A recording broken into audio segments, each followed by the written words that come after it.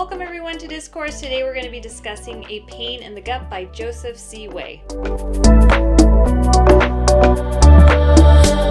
The presence or absence of severe pain in our gut largely determines how we act from infancy to old age. The absence of persistent pain allows us to take control and lead a happy, healthy, and wholesome life. Its presence robs life of its meaning and becomes our God, thereby controlling us. Unhealthy, disruptive, abusive, or addictive behavior is a sure sign of that pain and is also an attempt to relieve it. Appropriate love is the key to recovery. Much of the material in this book was created and was focused more on the traditional drug abusers and addicts. Drugs, alcohol, others, just bad behavior and constantly getting in trouble because of that pain in the gut feeling like something was empty, right? Yeah, I like how the author, he explains how his original focus was more on, abusers and drug addicts and stuff. But then he realized after creating a visual model to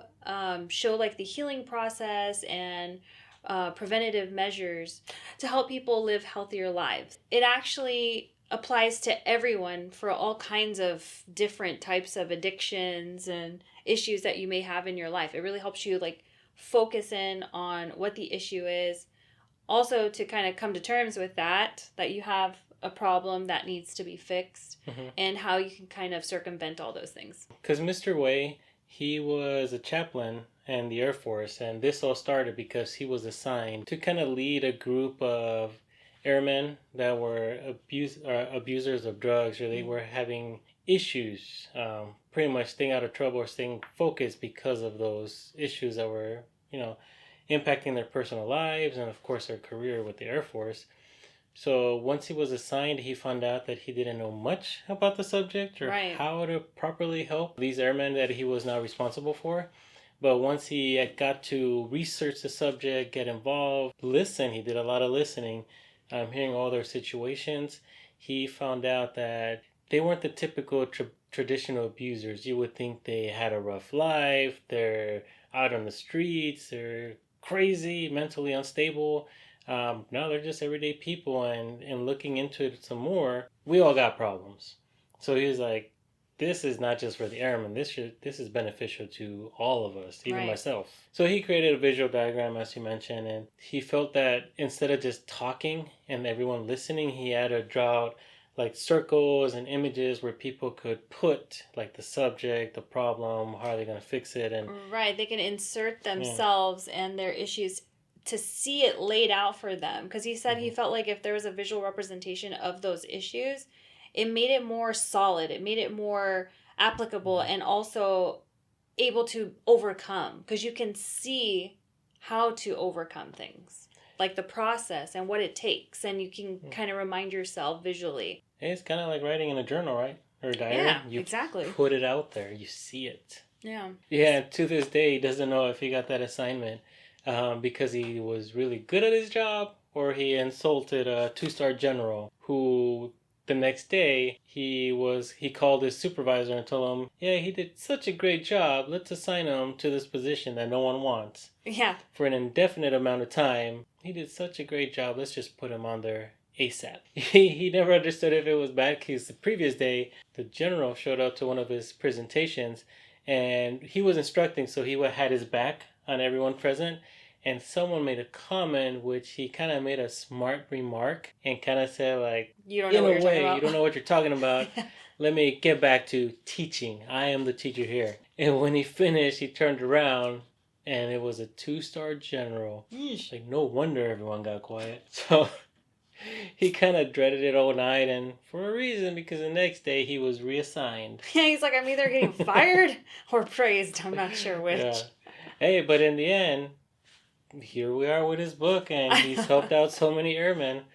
It's kind of weird. It's like a weird calling. So we just kind of quickly touched on the filling voids part, where he discusses how a lot of abusers and addicts, they have a lot of voids in their lives. So they're constantly trying to self-medicate with whatever it is that makes them feel good in the moment, right? Because of these voids. He kind of goes into about how to develop different healthy habits how to have a good support system that'll help you stay on track so that whenever there's a moment like a lull in your day, you don't just resort back to all your old habits and kind of, break the good cycle that you were on. Filling the void.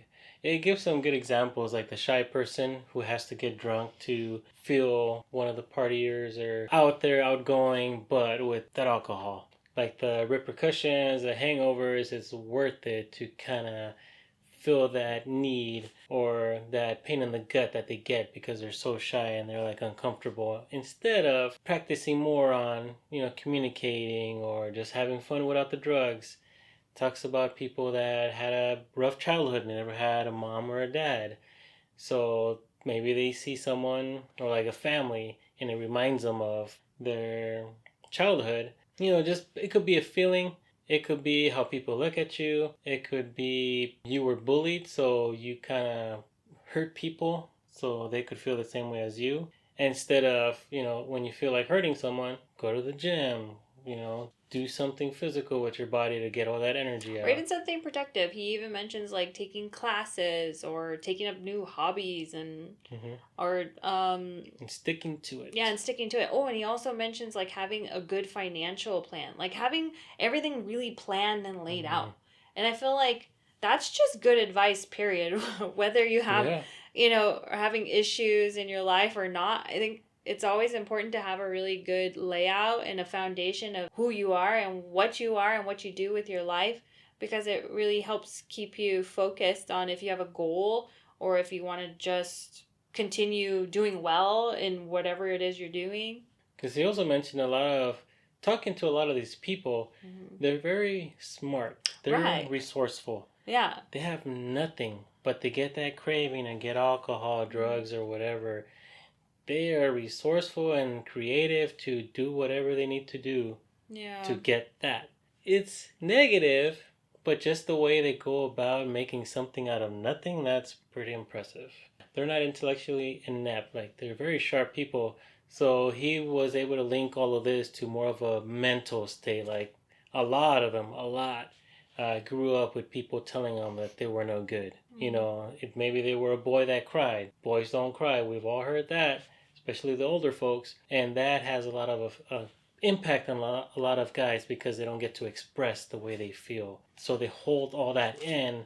And there's also a chapter where he talks about a lot of these people kind of holding all that trash, all that garbage, where we're used to, maybe we had a bad day at work. Typically, you throw that out. It wasn't my problem anyway. Get over it, and you move on. Where with a lot of these that are drug abusers or addicts, they hold it all in and feel like another reason that they are no good. Yeah, that justifies I'm definitely not good. I suck. Let me do this to ease that pain. Yeah, right. They hold on to the stress and the issues deeply. I like how it keeps coming back to a pain in the gut. It makes so much sense. Like all these things, like you're saying, you're keeping all this garbage in. Of course, it's going to, pollute your body and your mind, and you're not going to feel well. Like it actually, it can show as like cancer or all kinds of different things, like real things. It really can. Stress and pain, things like that. Yeah, and also doing these drugs, it puts the pain somewhere else. Right. Right? So the focus is not in the gut, but that doesn't cleanse it. It doesn't clean it. So it stays there. It's like a temporary thing. And then it goes back and repetitive, and you do it again until it becomes just like a endless cycle. Like that you just can't break out of. Yeah. But I like that he kind of goes over to that whole, like what we were talking about, It's like when you take spaghetti out of a Tupperware that's been there so long, it stains the inside. Right. So when you hold in so much garbage and you finally clean it out by seeing a counselor, therapist, whatever, the stains remain because you've held on to it for so long. So it's not truly cleansed, right? You just got to keep doing the work. And I also like how he discussed, there was a chapter in there about love, how the imbalance of giving and receiving appropriate love can really affect people and is what causes like abuse and addiction issues. I didn't think of that. And I was like, yeah, I guess that's true. Like appropriate love. I like how he made the distinction between, unhealthy love and appropriate love. Like, there is a big difference. I just never really thought of it, I guess. It just felt like it was like layered upon layered. I'm like, oh wow, I never thought of that. Thanks for hanging out with us, and be sure to check out A Pain in the Gut by Joseph C. Way.